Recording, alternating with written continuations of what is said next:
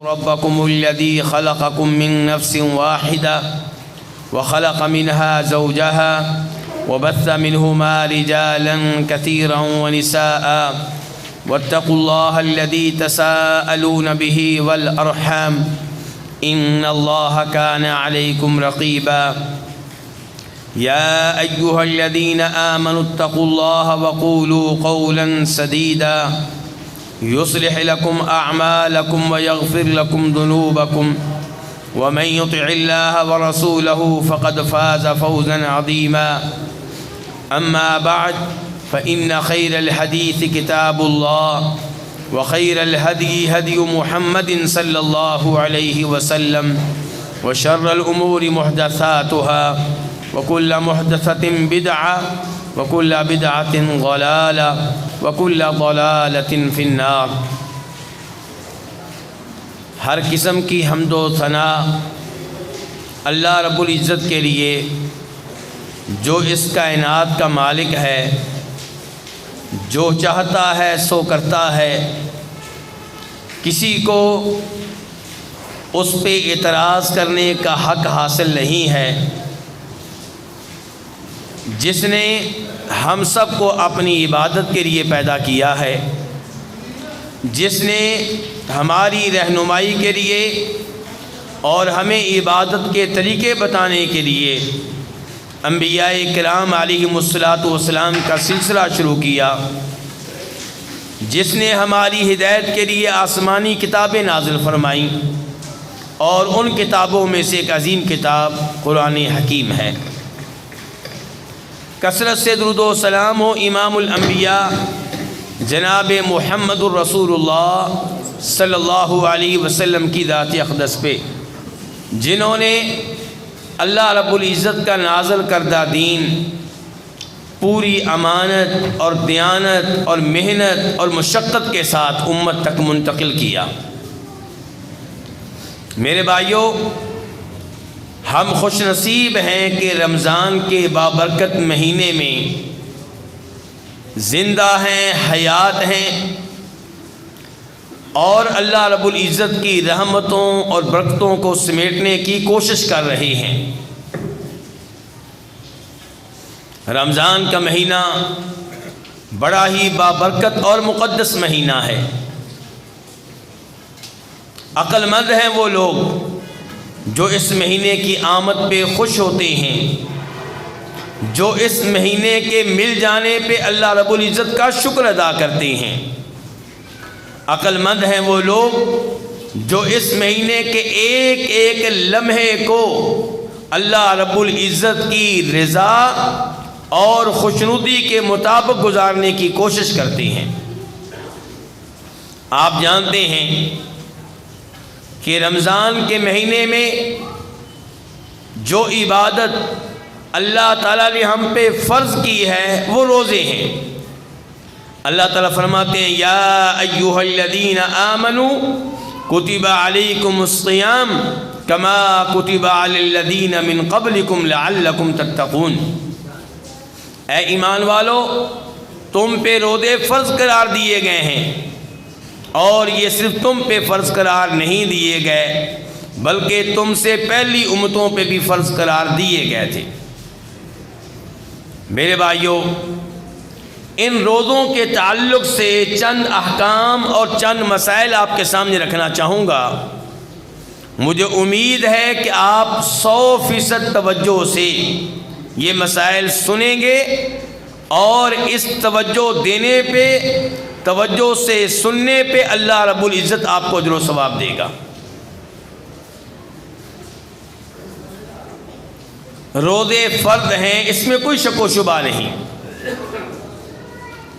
لیکن میرے بھائیوں، روزہ درست ہونے کے لیے شریعت نے 2 شرائط بتائی ہیں۔ نمبر 1 کہ روزہ رکھنے سے پہلے روزے کی نیت کی جائے۔ اگر آپ روزے کی نیت نہیں کرتے تو روزہ نہیں ہے۔ ایک آدمی فجر سے لے کر مغرب تک بھوکا پیاسا رہتا ہے،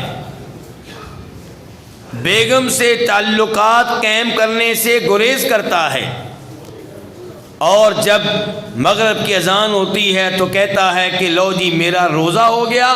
نہیں، ایسے روزہ نہیں ہوتا، کیونکہ فجر کے وقت جب آپ نے بھوکا پیاسا رہنے کا آغاز کیا تو آپ کی نیت روزے کی نہیں تھی. تب آپ کی نیت یہ تھی کہ میں فجر سے لے کے مغرب تک بھوکا پیاسا رہوں گا تو میرے موٹاپے میں کمی آئے گی. تب آپ کی نیت یہ تھی کہ میں فجر سے لے کے مغرب تک بھوکا پیاسا رہوں گا، اس کے بعد شوگر کے ٹیسٹ کے لیے میں خون دوں گا. تو اس کو روزہ نہیں کہتے، روزے کے لیے نیت کا ہونا ضروری ہے. اللہ تعالیٰ فرماتے ہیں وَمَا أُمِرُوا إِلَّا لِيَعْبُدُوا اللَّهَ مُخْلِصِينَ لَهُ الدِّينَ حُنَفَاءَ، کہ اہل کتاب کو، یہودیوں اور عیسائیوں کو اور بعد والوں کو ہمارا ایک ہی حکم ہے. وہ کیا؟ اللہ کی عبادت کرے اور عبادت میں ان کی نیت خالص ہو، صاف ہو. اس ایسے پتہ چلا کہ کوئی بھی عبادت ہو اس کے لیے نیت کا ہونا ضروری ہے. اور نبی کریم صلی اللہ علیہ وسلم ارشاد فرماتے ہیں انما الاعمال بالنیات، کہ ہر عمل کا دار و مدار نیت پہ ہے. اگر آپ نے نماز پڑھی ہے نیت کر کے کہ آپ نماز پڑھنے لگے ہیں تو آپ کی یہ نماز درست ہوگی. اور اگر نماز پڑھتے ہوئے آپ کی نیت اس عبادت کی نہیں تھی بلکہ آپ کی نیت یہ تھی کہ میں بچوں کو نماز کا طریقہ سکھاتا ہوں، نماز پڑھنے کی نیت نہیں تھی، تو طریقہ سکھانے کا ثواب تو مل جائے گا لیکن اس کو نماز نہیں کہا جائے گا. تو نیت کا ہونا نہایت ضروری ہے. لیکن نیت کیسے کریں گے؟ ہاتھ کے ساتھ کریں گے یا پاؤں کے ساتھ؟ نیت آنکھ کے ساتھ کریں گے یا کان کے ساتھ؟ نیت زبان کے ساتھ کریں گے یا دل کے ساتھ؟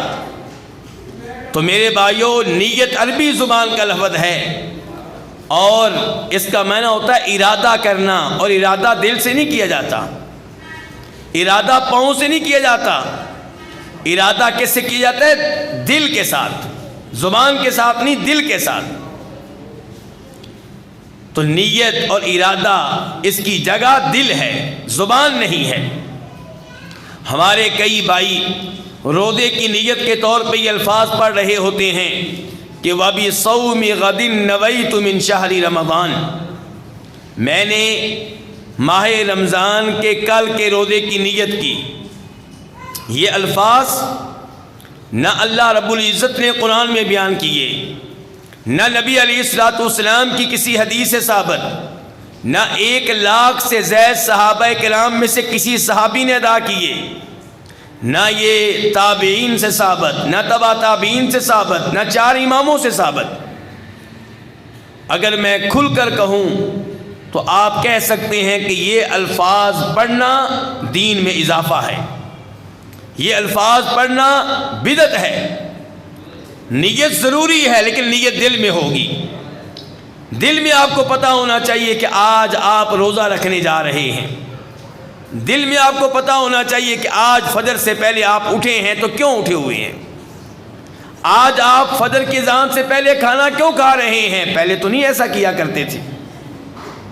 آپ کے دل میں ہوگا کہ میں آج اس لیے کھانا کھا رہا ہوں کہ آج میں نے فجر سے لے کے مغرب تک روزہ رکھنا ہے. یہ جو دل میں ارادہ ہے، پروگرام ہے، اس کو نیت کہتے ہیں. زبان سے نیت کے الفاظ ادا کرنا یہ عمل درست نہیں ہے. زبان کے ساتھ نیت نہ روزوں کی جائے گی نہ نماز کی جائے گی. میرے بہت سے دوست، میرے بہت سے احباب نماز کی نیت کر رہے ہوتے ہیں کہ پیچھے اس امام کے منہ طرف قبلے کے. میرے بھائیو، یہ الفاظ نبی علیہ الصلوۃ والسلام نے نہیں بتائے، اور میرا یقین ہے کہ نبی علیہ الصلوۃ والسلام نے دین ہمیں مکمل دیا ہے. آپ نے ناقص دین نہیں دیا. اگر زبان سے نماز کی نیت کے الفاظ ادا کرنا درست ہوتا تو آپ عربی میں یہ الفاظ بتا کر جاتے. صحابہ کرام کو یہ الفاظ معلوم ہوتے، صحابہ کرام نے تابعین کو بتائے ہوتے، تابعین نے تبع تابعین کو بتائے ہوتے، 4 اماموں نے الفاظ بتائے ہوتے، لیکن ان میں سے کسی نے الفاظ نہیں بتائے. یہ بہت بعد میں گڑے گئے ہیں، بہت بعد میں بنائے گئے ہیں. تو میرے بھائیوں، جو چیز دین میں بعد میں داخل کی جائے وہ دین نہیں بن سکتی. تو نیت ضروری ہے نماز کی، نیت ضروری ہے وضو کی، نیت ضروری ہے روزوں کی، لیکن دل سے کی جائے گی. اور روزوں کی نیت میں 4 چیزیں مد نظر رکھنا ضروری ہے.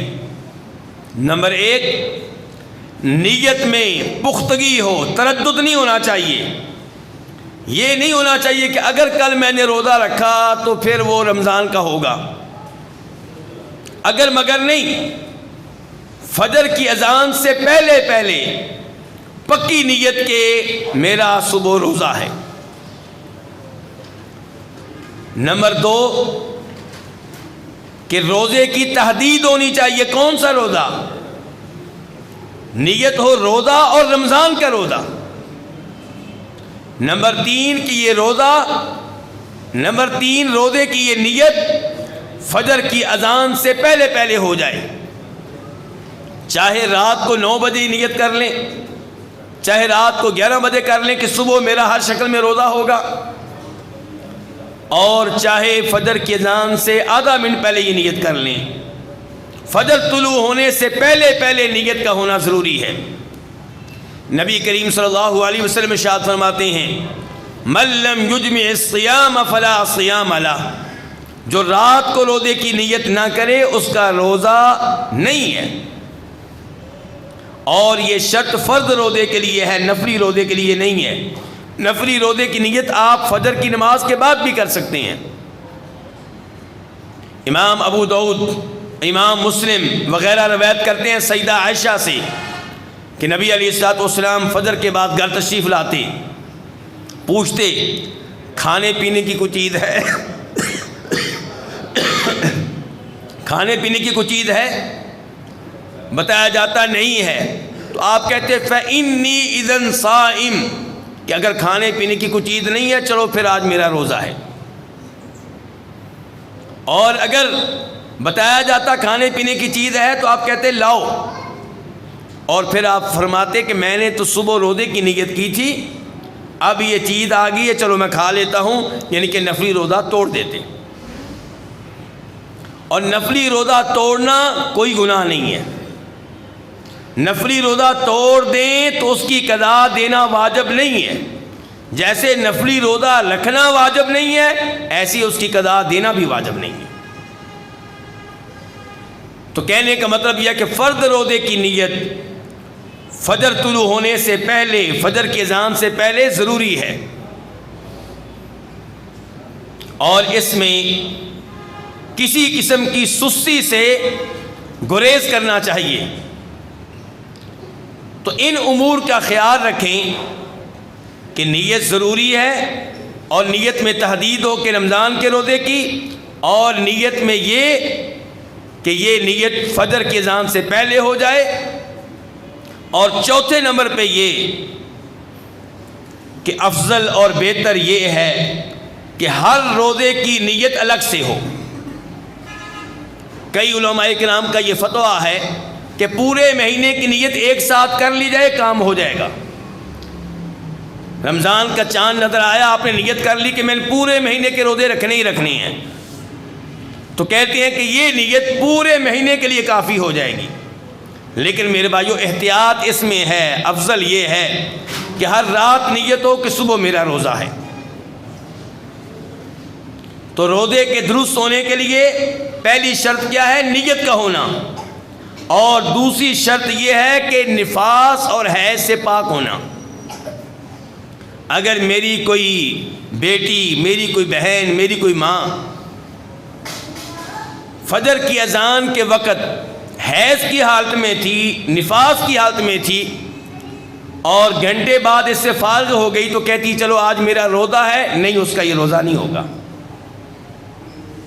جب فجر طلوع ہو اس وقت حیض سے پاک ہونا ضروری ہے، پیریڈ سے پاک ہونا ضروری ہے، اور نفاس سے مراد میرے بھائیوں ولادت کا خون ہے، اس سے پاک ہونا ضروری ہے۔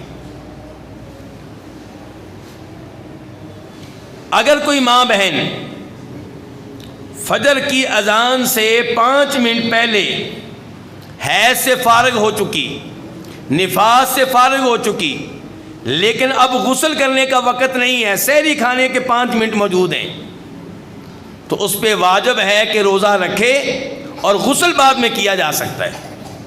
غسل فجر کی اذان کے بعد بھی ہو سکتا ہے، بلکہ یہی حکم مردوں کے لیے بھی ہے۔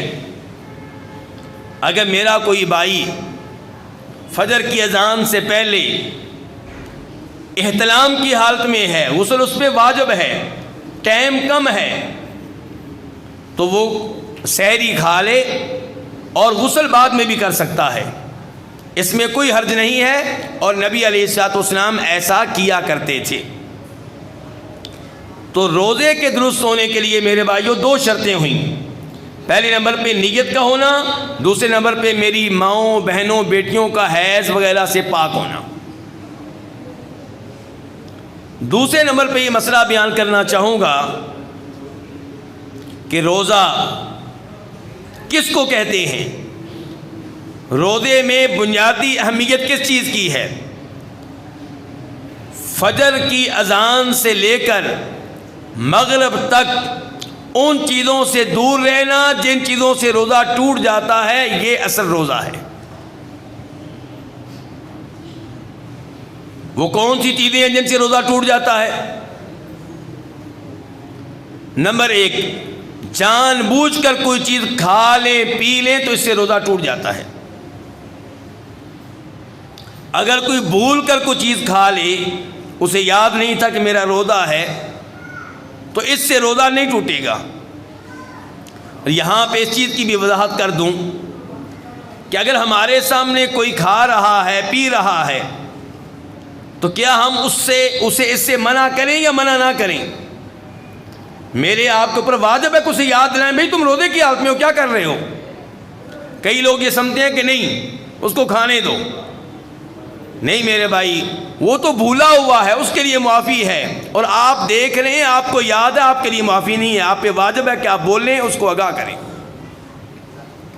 نبی علیہ الصلوۃ والسلام ارشاد فرماتے ہیں، صحیح حدیث ہے، ابو ہریرہ اس کے راوی ہے رضی اللہ تعالیٰ عنہ، کہ جس نے بھول کر کوئی چیز کھا لی پی لی، اسے اللہ نے کھلایا ہے، اللہ نے پلایا ہے، وہ اپنا روزہ مکمل کرے، یعنی کہ اس سے اس کا روزہ نہیں ٹوٹے گا۔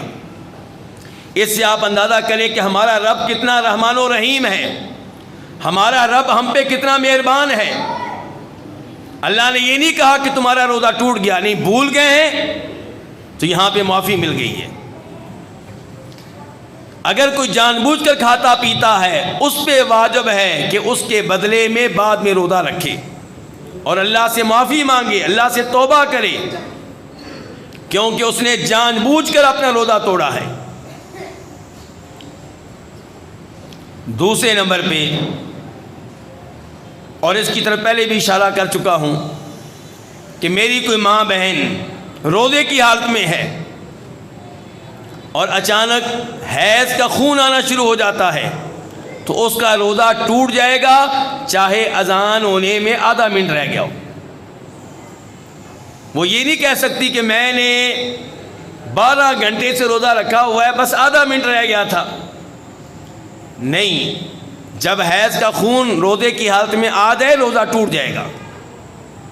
جہاں تک تعلق ہے ہماری ماں بہن کے فجر سے لے کے عصر تک بھوکا پیاسا رہنے کا، تو اس پہ اللہ تعالیٰ انشاءاللہ اجر و ثواب دے گا، لیکن وہ روزہ شمار نہیں ہوگا، اس کے بدلے میں بعد میں روزہ رکھنا پڑے گا۔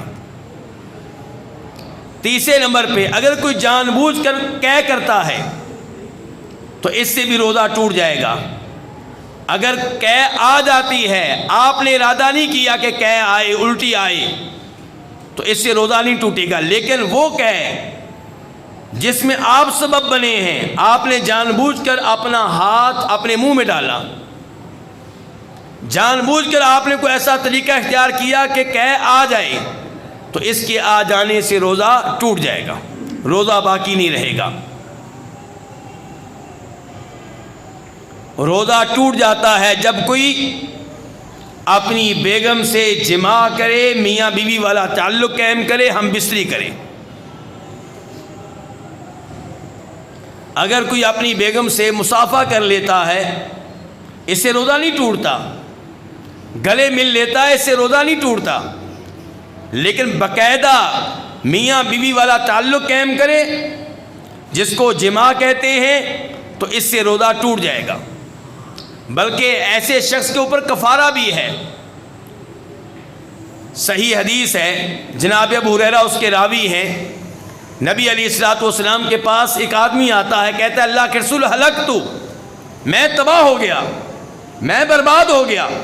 غور کیجئے گا، میں اور آپ بڑے بڑے گناہ کرتے ہیں اور ٹس سے مس نہیں ہوتے، کوئی ٹینشن ہی نہیں ہے، سود کے اوپر سود لے رہا ہے، ہر مہینے سودی سیلری لے رہا ہے، کوئی ٹینشن ہی نہیں ہے، فرض نماز 5 وقت کی نہیں پڑھتا، کوئی ٹینشن ہی نہیں ہے، لڑکیوں سے ناجائز تعلقات ہیں، کوئی ٹینشن ہی نہیں ہے۔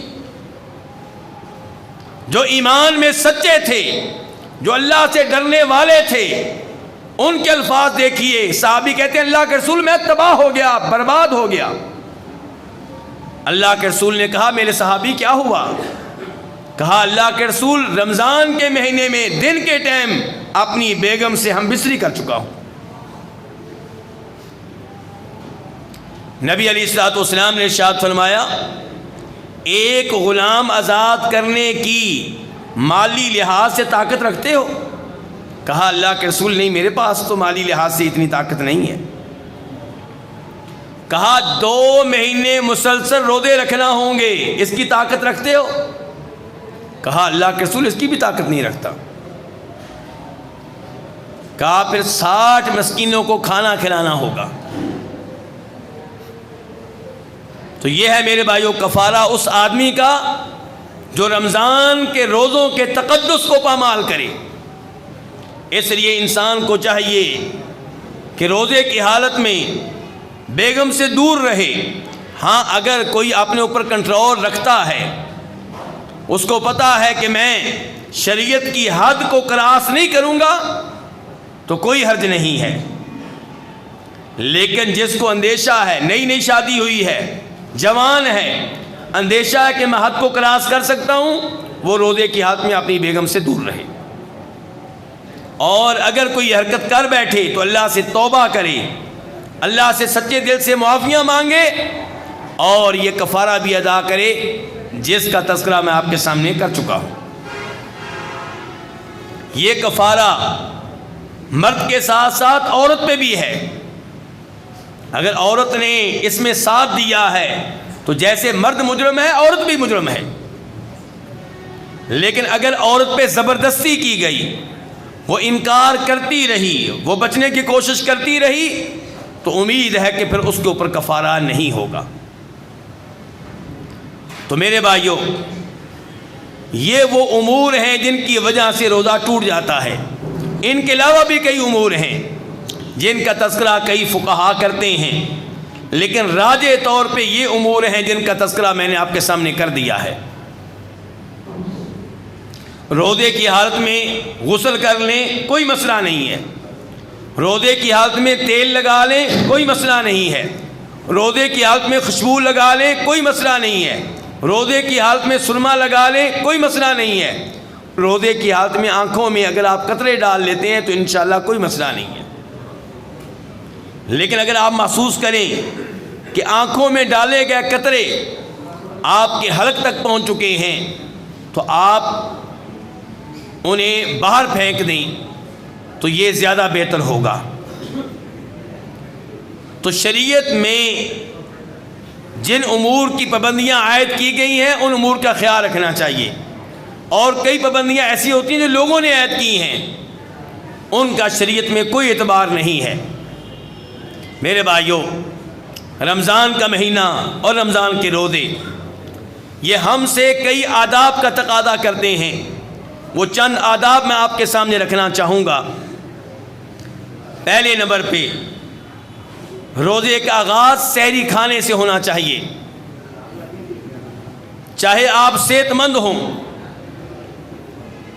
چاہے آپ طاقتور ہوں، نبی علیہ الصلوۃ والسلام کی احادیث کی وجہ سے، آپ کی سنت کی وجہ سے سحری کھانے کا اہتمام کریں. جناب انس بن مالک کہتے ہیں نبی کریم صلی اللہ علیہ وسلم نے ارشاد فرمایا تسحروا فإن فی السحور برکہ. لوگو سحری کھایا کرو، سحری کے وقت کا کھانا کھایا کرو، کیونکہ سحری کے کھانے میں اللہ نے بڑی برکت رکھی ہے. آج لوگ تبرک کے لیے مارے مارے پھرتے ہیں، اور جس تبرک کی تلاش میں لوگ رہتے ہیں وہ حقیقت میں کوئی تبرک نہیں ہے. حقیقی تبرک وہ ہے جو شریعت نے بتا دیا. شریعت بتا رہی ہے سحری کے کھانے میں بڑی برکت ہے. تو میرے بھائیو، سحری کا کھانا آپ اس لیے کھائیں کہ نبی علیہ الصلوۃ والسلام کی سنت ہے، آپ کی تعلیم ہے، اور اس لیے کہ اللہ نے اس میں برکت رکھی ہے. اور اگر کوئی یہ سمجھتا ہے کہ میرا پیٹ بھرا ہوا ہے، گنجائش نہیں ہے، تو نبی علیہ الصلوۃ والسلام فرماتے ہیں سحری کھاؤ، اگر زیادہ گنجائش نہیں ہے تو پانی کا ایک گھونٹ پی لو. اور افضل سحری کیا ہے؟ کھجوریں. آپ علیہ الصلوۃ والسلام کا فرمان ہے کہ مومن کی بہترین سحری یہ ہے کہ وہ کھجوریں کھائے. تو اس لیے جیسے آپ افطاری کے وقت اپنے دسترخوان پہ کھجوریں رکھتے ہیں، سحری کے ٹائم بھی اپنے دسترخوان پہ کھجوریں رکھیں. سحری کھانے کی کتنی اہمیت ہے اس کا اندازہ ایک حدیث سے کیجئے گا. جناب عمر بن عاص کہتے ہیں رضی اللہ تعالی عنہ کہ نبی صلی اللہ علیہ وسلم نے ارشاد فرمایا فصل ما بین صیامنا و صیام اہل الکتاب اکلۃ السحور، کہ روزہ ہم بھی رکھتے ہیں، روزہ یہودی اور عیسائی بھی رکھتے ہیں. میرے بھائیو، آپ کی توجہ چاہتا ہوں، اللہ کے نبی فرما رہے ہیں روزہ ہم بھی رکھتے ہیں، روزے یہودی اور عیسائی بھی رکھتے ہیں، لیکن ہمارے اور ان کے روزوں میں بڑا فرق ہے. اور ایک بنیادی فرق یہ ہے کہ وہ سحری نہیں کھاتے، ہم سحری کھاتے ہیں. یہاں سے کیا پیغام ملا؟ شریعت کے پیغام پہ غور کیجئے گا. شریعت نہیں چاہتی کہ مسلمان یہودیوں اور عیسائیوں کی طرح کی حرکتیں کریں، مسلمان یہودی اور عیسائی نظر آئیں. شریعت چاہتی ہے مسلمان دور سے پتہ چل جائے کہ مسلمان ہے، یہودی یا عیسائی نہیں ہے. لیکن آج افسوس سے کہنا پڑتا ہے مسلمانوں میں یہودیوں عیسائیوں میں فرق کرنا مشکل ہو چکا ہے. داڑھی مونڈنے کے لحاظ سے، پینٹیں شلواریں ٹخنوں سے نیچے لٹکانے کے لحاظ سے، بائیں ہاتھ سے کھانا کھانے کے لحاظ سے مسلمان ایک ایک عادت اپنا رہا ہے. کن کی؟ یہودیوں اور عیسائیوں کی. اور شریعت اس معاملے میں کتنی حساس ہے کہ نبی علیہ الصلوۃ والسلام فرما رہے ہیں کہ سحری کھانے کا ایک فائدہ یہ ہے کہ آپ یہودیوں کی مشابہت سے بچ جائیں گے.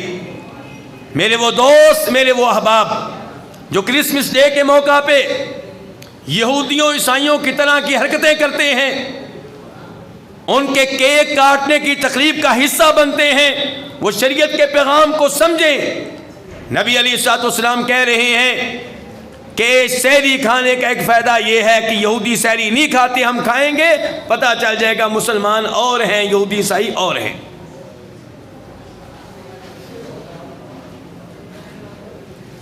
روزوں کے آداب میں سے دوسرا ادب یہ ہے کہ سحری کھائیں اور لیٹ کھائیں. رات کو 10 بجے نہیں، 11 بجے نہیں، 12 بجے نہیں، بلکہ فجر کی اذان کے قریب قریب کھائیں. فجر کی اذان سے پہلے کھائیں لیکن قریب قریب کھائیں. جناب انس بن مالک کہتے ہیں رضی اللہ تعالی عنہ کہ مشہور و معروف صحابی زید بن ثابت کہتے ہیں کہ تسحرنا مع النبی صلی اللہ علیہ وسلم، ہم نے نبی علیہ الصلوۃ والسلام کے ساتھ سحری کھائی. ثم قمنا الی الصلاۃ، پھر ہم نماز کے لیے چل پڑے، نماز کے لیے کھڑے ہو گئے۔ انس بن مالک کہتے ہیں کہ میں نے کہا کہ زید بن ثابت آپ مجھے یہ بتائیے کہ جب آپ نے اللہ کے رسول کے ساتھ سحری کھائی تھی اور پھر نماز کے لیے اٹھے تھے تو سحری میں اور نماز میں کتنا وقفہ تھا؟ سحری میں اور اذان میں کتنا وقفہ تھا؟ کہا سحری اور اذان میں وقفہ تھا 50 آیتوں کی تلاوت کے برابر۔ کیا انداز ہے صحابہ کرام کا ٹائم بتانے کا، کہ جتنی دیر میں قرآن کی تلاوت کرنے والا 50 آیتوں کی تلاوت کر سکتا ہے اتنا فاصلہ تھا، اتنا وقفہ تھا سحری اور اذان کے مابین۔ 50 آیتیں سورہ بقرہ میں جب آپ دیکھیں گے تو پہلے سپارے کا تقریباً 1 پاؤ بنتا ہے، اور 1 پاؤ کی تلاوت کرنے میں کتنا وقت لگتا ہے؟ 5 منٹ، 6 منٹ، 7 منٹ۔ تو اس سے پتہ چلا کہ سحری اذان کے قریب قریب ہونی چاہیے۔ میرے بھائیوں، اذان ہو رہی ہے اور آپ چائے پی رہے ہیں، اذان ہو رہی ہے اور آپ پانی پی رہے ہیں، اذان ہو رہی ہے اور آپ کسی پلیٹ سے کھانا لے رہے ہیں، کیا اذان سنتے ہی گلاس نیچے رکھ دیں، کپ نیچے رکھ دیں، پلیٹ کو زمین پہ رکھ دیں، یا جو کھانا آپ لے چکے ہیں اس کو مکمل کر لیں؟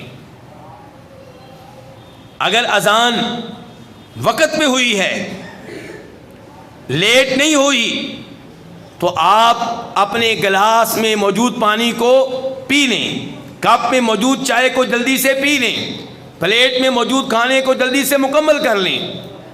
یہ نبی علیہ الصلوۃ والسلام کی حدیث کا مفہوم ہے، جس کو امام ابو داؤد اپنی سنن میں لے کر آئے ہیں۔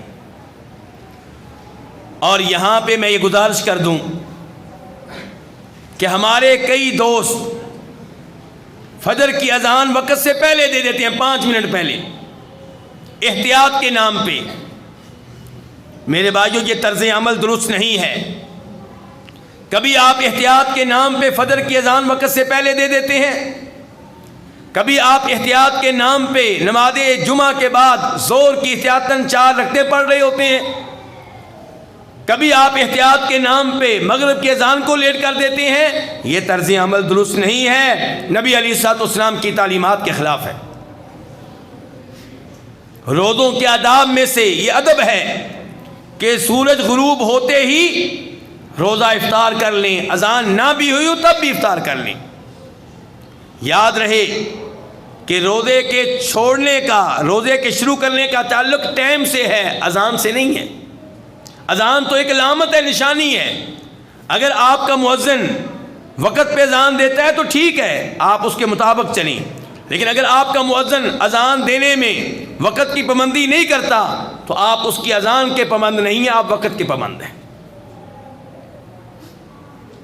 نبی کریم صلی اللہ علیہ وسلم ارشاد فرماتے ہیں لا یزال الناس بخیر ما عجلوا الفطر، جب تک لوگ سورج ڈوبنے کے بعد افطاری کرنے میں جلدی کرتے رہیں گے تب تک خیر پہ رہیں گے۔ آپ کہہ رہے ہیں کہ سورج ڈوبنے کے بعد افطاری کرنے میں جلدی کرو، آپ نے یہ نہیں کہا کہ احتیاط کر لو 1 منٹ 2 منٹ 5 منٹ، نہیں، بالکل نہیں کہا آپ نے۔ دوسری حدیث میں آپ فرماتے ہیں کہ وقت ہو جانے کے بعد افطاری کرنے میں احتیاط کے نام پہ تاخیر کرنا یہ یہودیوں اور عیسائیوں کی علامت ہے، مسلمانوں کی علامت نہیں ہے۔ امام ابو داؤد رحمہ اللہ روایت کرتے ہیں کہ سیدہ عائشہ رضی اللہ عنہا کے پاس مسروق بن اجدع اور ایک اور تابعی آتے ہیں، 2 تابعی۔ تابعی کس کو کہتے ہیں؟ جس نے ایمان کی حالت میں کسی صحابی کو دیکھا ہو۔ 2 تابعی آتے ہیں، کہتے ہیں سیدہ مومنوں کی ماں، اللہ کے رسول کے 2 صحابی ہیں، بتائیے ان میں سے ٹھیک کون ہے، کس کا عمل صحیح ہے کس کا عمل غلط ہے۔ ایک صحابی وہ ہیں جو سورج غروب ہونے کے بعد افطاری کرنے میں جلدی کرتے ہیں اور اس کے بعد ظہر ہے کہ نماز بھی جلدی پڑھ لیتے ہیں، اور دوسرے وہ ہیں جو سورج ڈوبنے کے بعد افطاری کرنے میں جلدی نہیں کرتے بلکہ تاخیر کر دیتے ہیں، اور ظاہر ہے کہ پھر نماز میں بھی تاخیر کرتے ہیں۔ سیدہ عائشہ نے کہا مجھے بتاؤ جو صحابی سورج ڈوبنے کے بعد افطاری کرنے میں جلدی کرتے ہیں اور پھر نماز میں بھی جلدی کرتے ہیں یہ کون ہیں؟ بتایا گیا عبداللہ بن مسعود رضی اللہ تعالی عنہ ہیں۔ سیدہ عائشہ نے کہا یہی معمول تھا نبی علیہ الصلوۃ والسلام کا، یہی طریقہ تھا اللہ کے رسول کا صلی اللہ علیہ وسلم۔ روزوں کے آداب میں سے ایک ادب یہ ہے کہ جب روزہ افطار کریں کوشش کریں کہ آپ کے پاس تازہ کھجوریں ہوں۔ مسجد نبوی میں جن لوگوں نے افطاری کرنے کا اعزاز حاصل کر رکھا ہے ان کو پتہ ہوگا کہ وہاں پہ عام طور پہ دسترخوانوں پہ تازہ کھجوریں پڑی ہوتی ہیں، بالکل نرم سی رطب، وہ نہ مل سکیں تو پھر خشک کھجوریں، اور اگر یہ دونوں چیزیں میسر نہ ہوں تو پھر پانی سے روزہ افطار کرنا نبی علیہ الصلوۃ والسلام کی سنت اور آپ کا طریقہ ہے۔ روزہ افطار کرتے ہوئے کون سی دعا پڑھی جائے گی؟ بسم اللہ پڑھ کے کھجور کھائیں، بسم اللہ پڑھ کر پانی پئیں، اور یہ دعا پڑھی جائے گی ذهب الظمأ وابتلت العروق وثبت الاجر ان شاء اللہ، کہ پیاس چلی گئی، رگیں تر ہو گئیں، اور اللہ نے چاہا تو اجر مل کر رہے گا۔ یہ وہ دعا ہے جو نبی علیہ الصلوۃ والسلام سے ثابت ہے۔ ہمارے کئی احباب یہ دعا پڑھتے ہیں اللہم لک صمت وعلی رزقک افطرت، لیکن یہ دعا میرے نبی علیہ الصلوۃ والسلام سے ثابت نہیں ہے، آپ کی طرف اس کی نسبت کی گئی ہے۔ یہ بھی بتا دوں ثابت کیسے نہیں ہے، اور آپ کو بتا دوں علماء کرام دین میں کتنی احتیاط کرتے ہیں۔ جس روایت میں یہ آیا ہے کہ اللہ کے رسول یہ دعا پڑھتے تھے اللہم لک صمت وعلی رزقک افطرت، اس روایت کو بیان کرنے والے صحابی نہیں بلکہ تابعی ہیں، اور تابعی اللہ کے رسول کو دیکھنے کا اعزاز نہیں رکھتے، تابعی اللہ کے رسول کے زمانے میں موجود نہیں تھے۔ تابعی جتنا بھی بڑا ہو، جتنا بھی علم کا پہاڑ ہو، جتنا بھی متقی ہو، جب وہ یہ کہے اللہ کے رسول نے یہ کہا، علماء کرام اس کی بات نہیں مانتے، اس کی روایت کو ضعیف قرار دیتے ہیں، کمزور، ناقابل اعتماد، ناقابل اعتبار قرار دیتے ہیں۔ وہ کہتے ہیں کہ آپ تابعی ہیں، آپ کیسے کہہ سکتے ہیں اللہ کے رسول نے یہ دعا پڑھی؟ اگر آپ یہ بتاتے کہ میں نے یہ دعا فلاں صحابی سے سنی ہے، صحابی نے اللہ کے رسول سے سنی تھی، پھر آپ کی بات مان لیتے۔ تو اس لیے صحیح دعا کیا ہے؟ ذهب الظمأ وابتلت العروق وثبت الاجر ان شاء اللہ۔ میرے بھائیو، روزوں کے آداب میں سے یہ ایک ادب ہے کہ آپ کا پورا دن قرآن کی تلاوت میں گزرے، آپ کا پورا دن اللہ کی راہ میں مال لٹاتے ہوئے خرچ کرتے ہوئے گزرے۔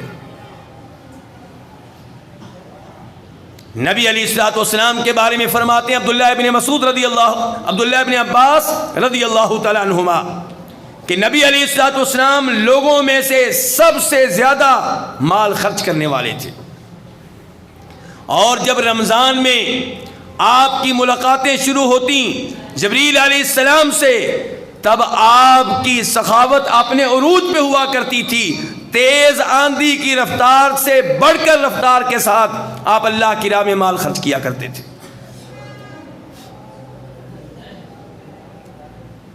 اور جبریل علیہ السلام کے ساتھ آپ کی ملاقاتیں رمضان میں کیوں ہوتی تھیں؟ قرآن کا دور کرنے کے لیے۔ آپ جبریل علیہ السلام کو قرآن سناتے، وہ آپ کو سناتے۔ تو میرے بھائیوں، میں اور آپ بھی یہ کام کریں، آپ اپنی بیگم کو قرآن سنائیں، وہ آپ کو سنائے، آپ اپنے بیٹے کو سنائیں، وہ آپ کو سنائے، آپ اپنی بیٹی کو سنائیں، وہ آپ کو سنائے، آپ کسی قاری صاحب کو سنائیں، وہ آپ کو سنائے۔ قرآن کا مہینہ ہے ماہ رمضان، تو یہ روزہ فلمیں دیکھتے ہوئے نہ گزرے، ڈرامے دیکھتے ہوئے نہ گزرے، یہ روزہ گزرنا چاہیے قرآن کی تلاوت کرتے ہوئے، اللہ کی عبادت کرتے ہوئے، اللہ کا ذکر کرتے ہوئے۔ میرے بھائیو، اپنے روزے کو بچائیے گناہوں سے، کہیں ایسا نہ ہو کہ آپ فجر سے مغرب تک بھوکے پیاسے رہیں اور ثواب سے پھر بھی محروم رہیں۔ فرماتے ہیں پیارے حبیب علیہ الصلوۃ والسلام من لم یدع قول الزور والعمل به فلیس للہ حاجۃ ان یدع طعامہ وشرابہ، کہ جو روزے کے دوران جھوٹ بولنے سے، دو نمبری کرنے سے، دھوکہ دینے سے بعد نہیں آتا، اللہ کو اس کے بھوکا پیاسا رہنے کی کوئی ضرورت نہیں ہے۔ روزہ رکھ کے بھی آپ دودھ میں ملاوٹ، پٹرول میں ملاوٹ اور دیگر طرح کے دھوکے دیتے ہیں۔ 1 کلو کی بجائے آپ چیز 980 گرام دے رہے ہیں، 20 گرام کم کیوں دے رہے ہیں؟ روزہ رکھا ہوا ہے، کم از کم اب تو مسلمان بن جائیں۔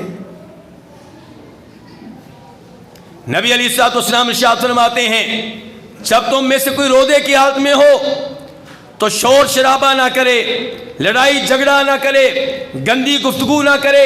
اگر اس سے کوئی لڑنے کی کوشش کرے تو اس سے کہہ دے معاف کرنا، میں روزے کی حالت میں ہوں۔ اللہ رب العزت سے دعا ہے کہ اللہ تعالی ہمیں روزوں کے آداب کا خیال رکھنے کی توفیق عنایت فرمائے۔ اللہ تعالیٰ کم از کم یہ مہینہ ہمیں مسلمان بندہ بن کر رہنے کی توفیق عنایت فرمائے۔ یا اللہ ہمارے روزے قبول فرما۔ وآخر دعوانا ان الحمد للہ رب العالمین۔